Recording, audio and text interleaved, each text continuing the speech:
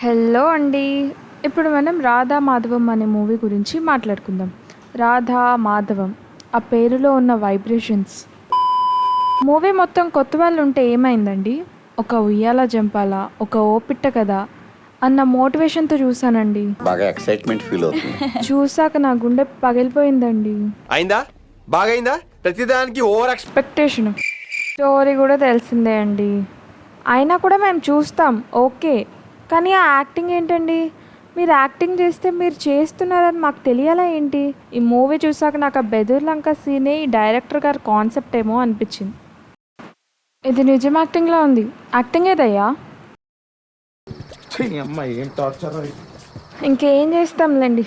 ఇంకా మూవీలోకి వెళ్ళిపోతే స్టార్టింగ్లో మన హీరోయిన్ అంటే మన రాధా ఎంసీసీ అనే ఆర్గనైజేషన్కి బాస్.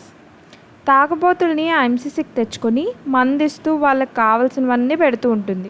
ఇక్కడే మీకు డౌట్ వచ్చి ఉంటుంది కదా, ఇవన్నీ చేస్తే ఆమెకి డబ్బు వస్తుందా, పేరు వస్తుందా, మరి ఇంకేం వస్తుంది? ఇంత చేస్తున్నారు కదా, మీకేంటి లాభం? ప్రేమ. ఇంకా నెక్స్ట్ సీన్లో కార్తీక దీపం శౌర్య పాప ఇంటర్వ్యూ తీసుకోవడానికి మన రాధ దగ్గరకు వస్తుంది. Flash back.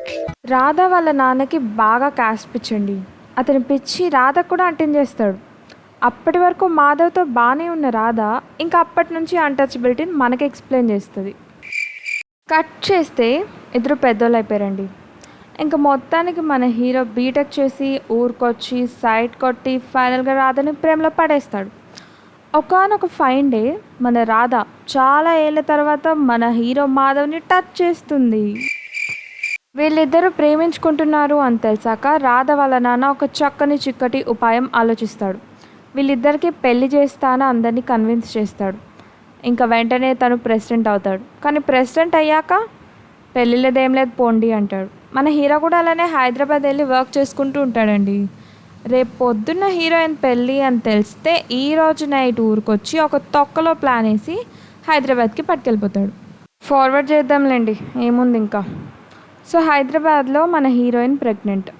రాధకి సీమంతం చేద్దాం, కావాల్సినవన్నీ కొందామని మన రాధా మాధవ్ ఇద్దరూ కలిసి బయటకు వెళ్తారు. ఇప్పుడే వీళ్ళని విలన్స్ చూస్తారు. చూసి అటాక్ చేస్తారు.